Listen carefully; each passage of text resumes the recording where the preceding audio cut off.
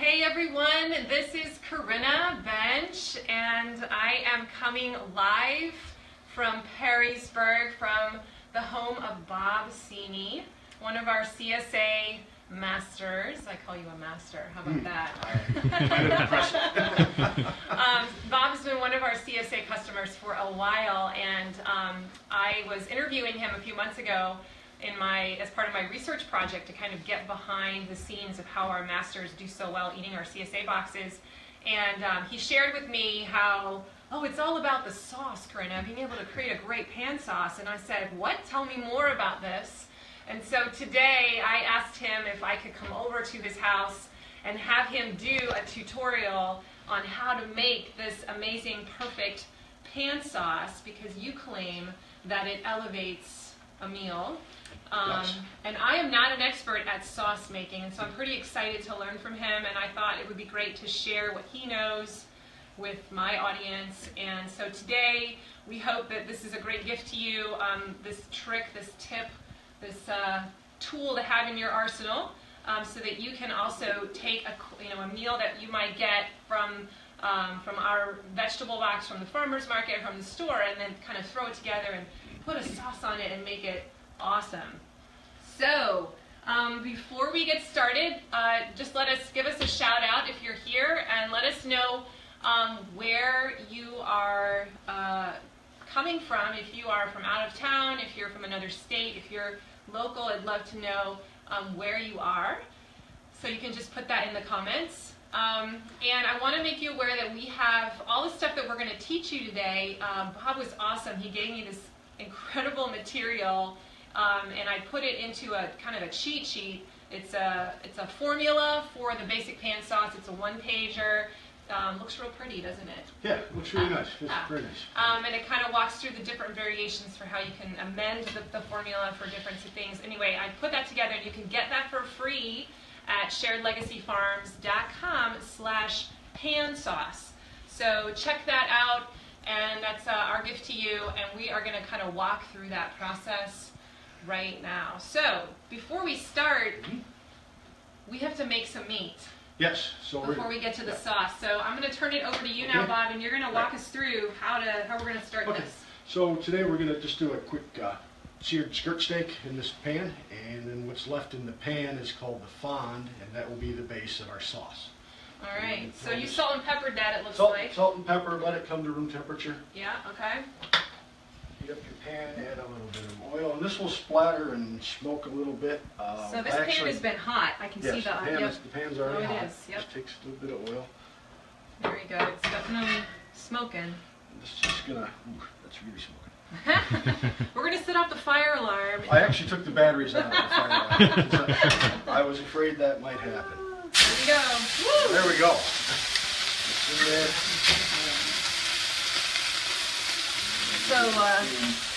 So this is pretty quick. This is only going to take a few minutes. Yeah, a couple minutes per side. So Bob, you have been with our CSA for how many years now? I think this will be my 4th season. Your 4th season. And you are a food lover, aren't you? I mean, this is... Love to eat. I love to eat and live alone, so I had to learn to cook. So you enjoy the cooking, and you're kind of, would you consider yourself a pro at kind of just throwing things together? Yeah, that's kind of how I just cook, and whatever's laying around, you figure something out. And, how did you get that way? You know, I'm not sure. Probably watching a lot of cooking shows. I watched quite a few of those. So it took time. Yeah. Didn't just all come together in one year. No, there's some things that are inedible as you go on too. So that's nearly done on the first side there. So this is a really quick meal. So you just took a skirt steak. Did you have to trim off any of the fat? I bought it from the butcher. Okay. It's just, and they had already marinated it, and we just bought it that way. Oh, nice. So you come home from work, and you can just kind of quickly throw this on the meal, and then you're going to make this sauce in like 5 minutes, right? Yeah, and so boom, you've got a meal ready to go. Yeah, easily something you can do on a weeknight at home. Yep. Love it. So it's just a couple of minutes on each side. And you can also do this with other kinds of meat, right? So we can be doing a pork tenderloin or a chicken breast or... Yep, chicken breast or pork chop. You can even do this with fish. And this is called a saute, or no, what we Yeah. call it? Yeah? Yeah, it's, I just call it a pan roasted. A pan roast. See, I don't even know the term. Love it. You can see the stuff collecting in the bottom of the pan already. Right. It's going to make our sauce. Oh yeah, so that's called the fond? The fond, yeah. F-O-N-D? So it's the French word, that fond, they have French have a word for everything. Okay. So this is key. You need to kind of pre-cook the meat so that you get the fond. Yeah. You could actually do this without the fond though, but you just cook down the stock. I see. Just keep reducing until it gets to a saucy consistency. Right. That's going to take longer though. Yeah. Maybe. Yeah. So if you want take it. And then you're going to cook this to your level of doneness. So if you like it rare or...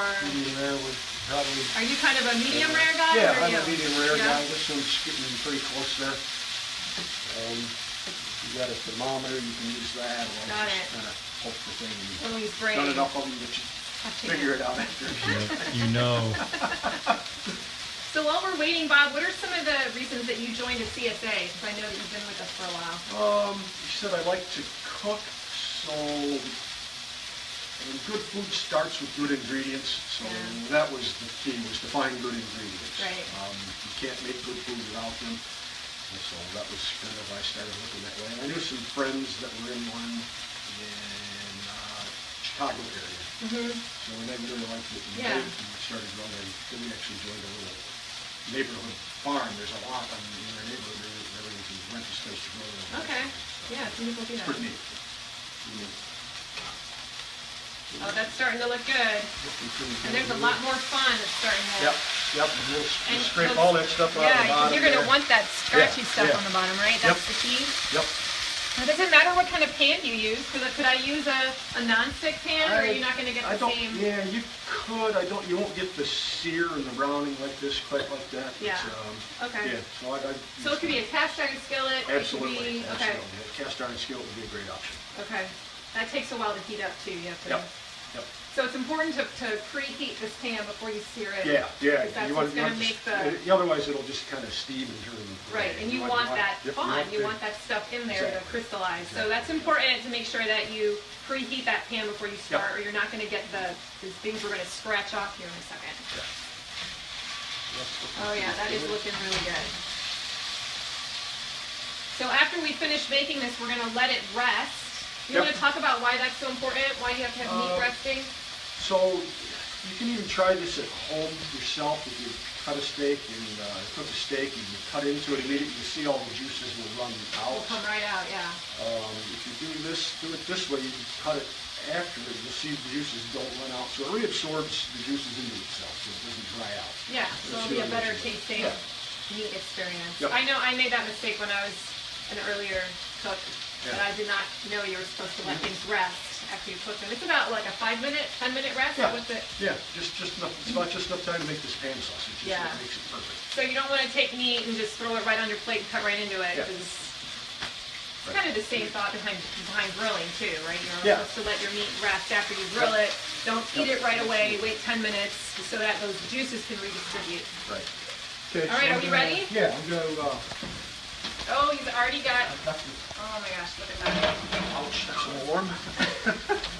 So we're just going to put that back into... Oh, we're going to put it back in the oven, right? Put it back in the oven so it stays warm. Perfect.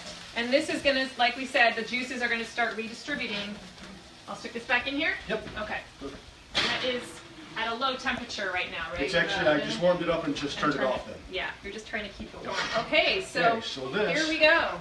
Is what we're going to make our sauce from. We got a little oil in there. And we start then by... I'm going to heat it up. Still warm. So I'm going to get on the other side of you so that you're in the shot here. I want you to be... Right. So these are our ingredients for the pan. Here. For the pan sauce. I got a little garlic. That looks like, what, like a clove? That's 1 clove of garlic. There's a small shallot. Small shallot. This is the formula, right? Alliums? Yep. And then we'll just kind of saute these a little bit in the oil that's left there. Now, would you ever need to add a little bit of oil? You might need to add some. Okay. Depending on what you're cooking, you know, if you got like a chicken breast or something, you might want to add a little oil. Sometimes if you got too much, you may want to pour some oil off. And you've got this on low heat It's right now? pretty low right now. Yeah, The pan's okay. still pretty hot from cooking the steak. Okay. You just want to soften these up. So this is just a minute or two at the most. Yep. Perfect. Soften them up. These are heat a little bit. And then this is about a 2/3, 3/4 of a cup of chicken stock.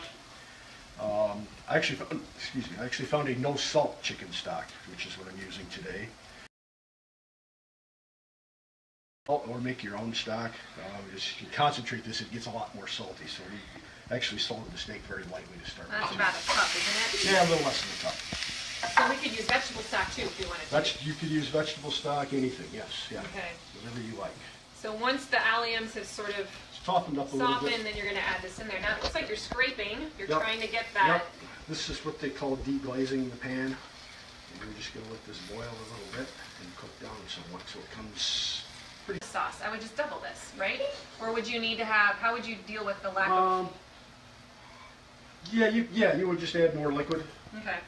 You could double it, sure. It's a sauce it doesn't keep. I mean, it's made to be poured over, and it's just Well, then if single you had serving to go with what you had more meat, you would have more Yes. fond, right? So Correct. you're making more Yeah. servings. Yep. Yep. All right, that's looking. It's starting to kind of. In there. Yeah. It smells amazing in here, actually. And then when we're done with this, we're just gonna literally pour it right over the meal, right? Yep. Oh, can't wait. So you see, you have some butter here. That's Yeah. the next step Yeah. in a So when minute. this cooks down here, we'll whisk in the butter, and it'll be done. So that seems really super easy. It is. It is. And That's but why these are like the requirements. You need garlic. You need the. Yeah, I would recommend using them. You can fool around and try whatever you like. I always put garlic and onion or You could do shallot like a in. scallion. Could you use like a green onion, or is that not? quite Yeah, the same? you could use a green onion, and I would You're recommend. desperate? Yeah, you could cut the white ends and throw it in your pan and place the garlic or the shallot here, Yeah. and then maybe dice up the tops and put them on top as a garnish at the end. I wouldn't put the greens in the pan. In the pan, just 'cause okay. it will. Yeah. And you haven't added any salt. I've not added any salt. Awesome. We salted the steak a little at the beginning, and that's it so far. That's all you're gonna do. Oh my gosh, this looks so good, and it's almost been 5 minutes, and it's gonna be ready in a simple step. I love this. And when you get the cheat sheet that we made for you, the freebie, it goes through. It has kind of a nice infographic, and it really spells out those 5 key. Was it 5 or 6? I don't even remember now, but it has the five or six pieces that you need to have in the sauce. Right. And I think it also has, like we talk about, hey, if you want to do chicken, if you want to do fish, this is how you would change the recipe, the formula, so that it would bring out those flavor profiles. Right. So we call it a pan sauce because the meat is also always done in the pan. Is that right? So this isn't something that you're making when you pull something out of the oven. Right. That's right. Got it. So it's thickening up a little bit because some of that broth is boiling off. And so how do you know when it's getting close? You just kind of have an eye for the right thickness? Is that what you're looking for? Yeah, so this is still a little thin. Too watery? Yeah, we'll figure that each want something that's going to cling to the meat. After you pour it on, you don't want to just pull and run around the plate. Right, and you don't want to be walking away from the sauce either. No, you need to pay attention to it, right? So you're sticking by. Yeah. It's so tempting sometimes I do that with some of my other things. I leave the stove and then I regret it later. It's caked to the bottom of the pan. Oh my gosh. Oh, it smells so good. I get to actually sample this in a few minutes on the steak. I'm really excited about that. Meanwhile, the meat is also resting, so it's going to be perfect when we cut into it. We're going to see a great final product. How did you learn how to make pan sauce? Just saw it on a cooking show, and then there's recipes on the internet, and you can even watch. You could see other videos of this on the internet too, I'm sure. Yeah. You just try it. Well, now you're going to be on the internet, Bob. I am. We're going to try and get like 1,000 views, right? Let's make that happen, tribe. Stir in the butter. Well, this is great because I feel like this is a skill set that I want to teach our CSA members, because a lot of times they come home with their box and they are like, well, how can I get beyond just the basic, you know, cut up my vegetables and eat them raw. But like, how can I make a quick meal but have it still feel like a fancy restaurant meal? And this is kind of a way to, you use the word elevate. I love that phrase. Makes it feel fancy, and you can throw it on a plate in front of your husband and your kids, and they bite into it and they're like, oh my gosh, this is amazing. And then, you know, you're like, yeah, that's me. And you could even do this with vegetables. You could pan roast vegetables in oil like this, and you could do this. You would still get that bond in the pan. You would get the same thing. Yeah, Kurt, look at it. So look how much thicker it's gotten. It's really. So we added the butter and stirred it in. It's really become very saucy. Oh yeah, I didn't mention that. So how much butter was that? Like a tablespoon? Yeah, about a tablespoon. Yeah. Again, probably not salted. You said that. Yeah, I use unsalted butter. Okay. So that looks pretty good. That looks nice and thick. I love it. All right, do you want that so you don't burn your hand this time? Hey, you've got a sheet pan. Look at that. Nice. Woo! So, oh yeah, some that of looks our great. beef on the plate. Some potatoes I roasted earlier. And I told Bob when we were preparing for this video, I'm like, now remember, I get to sample this. We're sampling this on the camera because I want to eat it. Scrape it. Oh, that looks so amazing. And if I planned a little farther ahead, I would have some chopped parsley to throw on here. That's okay. We'll put that. This looks so good. And that's and it. Just like that. What are we at, That's Kurt? dinner. 10 minutes? We just had dinner. 15 minutes into dinner. 15 minutes and into so it. you like you roasted those Yeah, just roasted potatoes earlier. So that was done before. Yeah. But Right. gosh, I mean, super easy. So do you have a knife and a fork so I I can do. actually eat this? I do. Probably. Probably. This Usually- we did not I stage, usually eat right? with my fingers. So one question from Miss Katie Jardin, the use of unsalted butter, could you use salted butter? Or Sure. Yeah. Yeah, the sauce is endlessly variable. just personal Gosh, preference? now you're gonna Yeah. watch me make a mess. Yeah, I prefer to use unsalted butter and unsalted stocks. You can always add salt. Can't take it out. And if you're concentrating something, you have to remember the salt gets concentrated also. Right. Oh my gosh. I'm struggling to cut these. This is a little embarrassing. Oh my gosh. I better make it a little smaller because otherwise I'll be chewing forever. This looks so good. We got to get some of the sauce on here. Corinna, why don't you bring it over here? Good idea. And everyone can watch. So, my little son has decided to show up on camera because he sees food is being eaten. So here he is, right, Like to Josiah? eat. Yeah.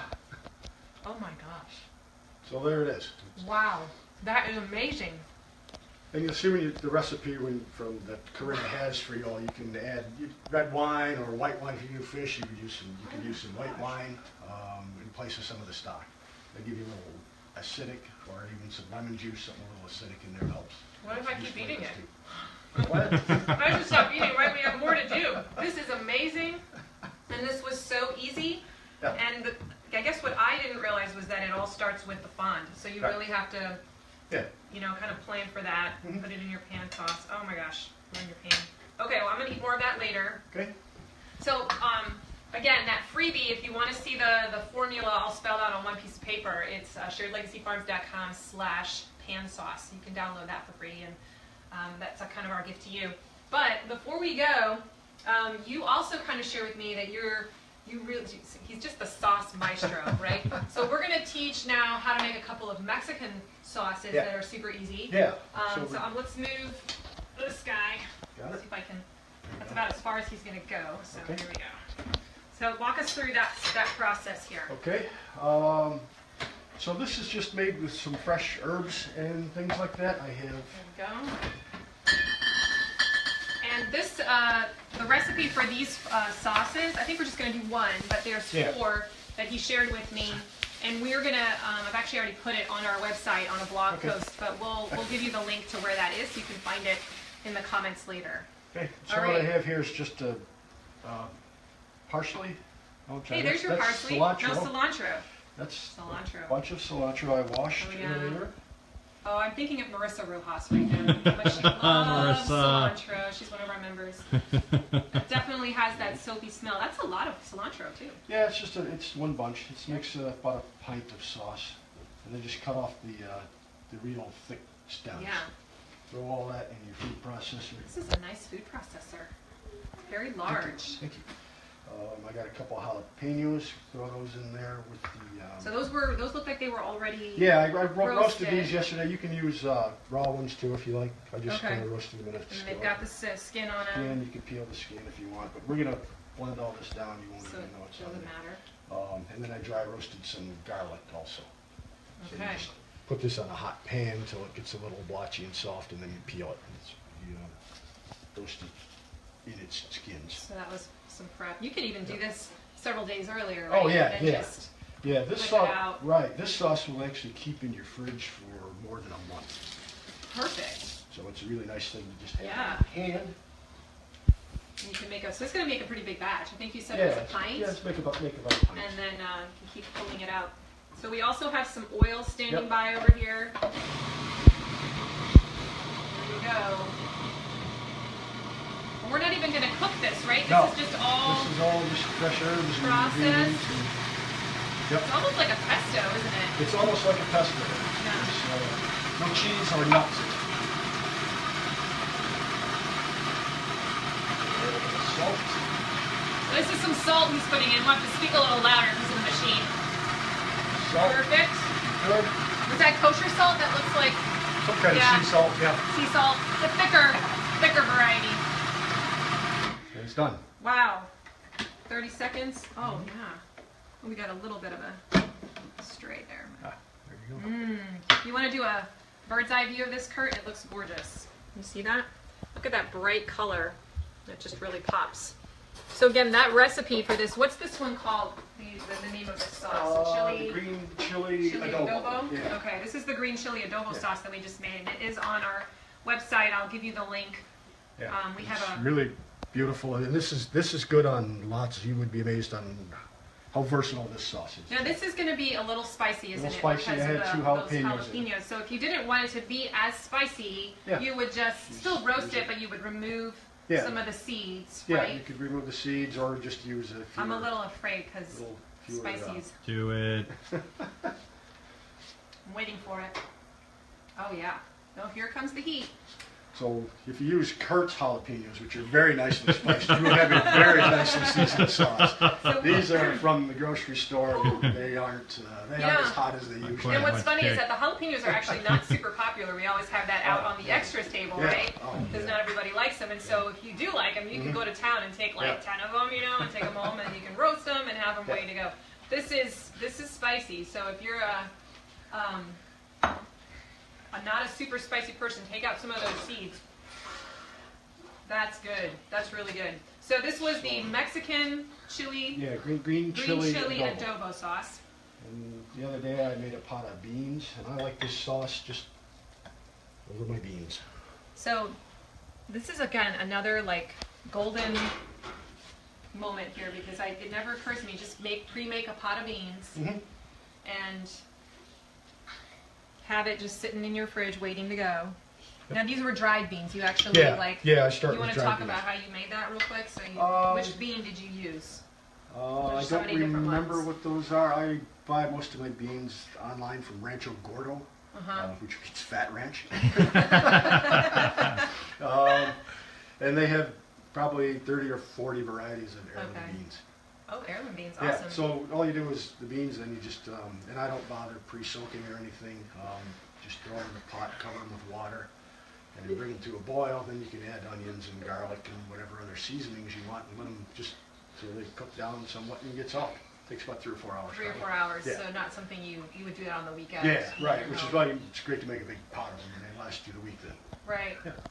And then you just put that in your fridge, and you have it ready to go all week, and you whip it out whenever you got a meal. Just a quick side. Yep. Throw the Yeah, stuff and on? the beans once they're cooked, they even freeze pretty well too. So you freeze them into Oh, good to know. teacup containers and bring them out For whenever- portion whenever you need. sizes. Yeah. I love Yeah. that. So I'm going to actually try this now. So you want to swirl that around? Is Sure. that the idea? Yes. Did you get a close-up of this, Kurt? Yes, it is. All right. Oh gosh, I can't wait. This would be this would actually go really good with that steak Absolutely, we just absolutely. made too. And I actually like this green sauce on the steak too. Yeah. It's a good That's a steak good sauce. idea. Oh yeah, so good. And here you've got your protein too, so this is just Yeah, yeah. This is amazing. if you're vegetarian or vegan, that's what you got right here. There's nothing in there that's. I have to keep remembering that I'm live on a video because I just want to keep eating. This is really, really good. Well, that is a great tip. When we had, there were 3 other Yes. chili sauces recipes yeah. that you gave me, and they're again on that website. I'll put the link at the end of the video here so that you can find it. And our cheat sheet again is the formula for a perfect pan sauce, and you'll find that at sharedlegacyfarms.com/pan sauce. You can get that for free. Are there any questions, Kurt, from anyone? No, just we had some folks. We had the Moores join us, Miss Sandy Nolan, our, Great. Mr. Derek Meyer, Ron Meyer, Tara Bruce, a few other folks joined. So thanks for joining, everybody. Wow, loved it. Well, we're so thankful that you let us Sure. come into your kitchen Absolutely. and share your expertise with us. I'm hoping to do more of this where I can identify some of our masters who have really strong skill sets in certain areas, and then they can just teach our community, because I don't know everything. I just learned something today. I can't wait to bring it into my kitchen. Yeah. So thank you for being a resource for Of course. everyone Absolutely. and joining our teaching faculty. So you guys, thanks so much for joining us today. And if you want to learn more about our CSA that Bob is a part of and that over 350 people are a part of right now, I want to encourage you to go to sharedlegacyfarms.com/sign up, and you can sign up for our CSA. We're only going to be having that open for probably another 6 weeks. So this is kind of the time to make that decision if you want to be in our group. And our CSA gives you a box of certified organic fresh vegetables every week of the summer, starting mid-June, for 18 weeks in a row from our fields. And we give you meal plans, and we're providing, this year we're providing a lot of training to help our customers kind of move from beginner cook to advanced cook, and we'll kind of walk you through that roadmap that our CSA Masters have followed to get where they're at. So a lot of cooking training, a private Facebook group where you can share ideas and get inspiration. So if you want to be a part of that, again, visit sharedlegacyfarms.com/sign up. All right, thanks again for having us here. Thank You you. guys have a wonderful weekend. Take care. Bye. All right.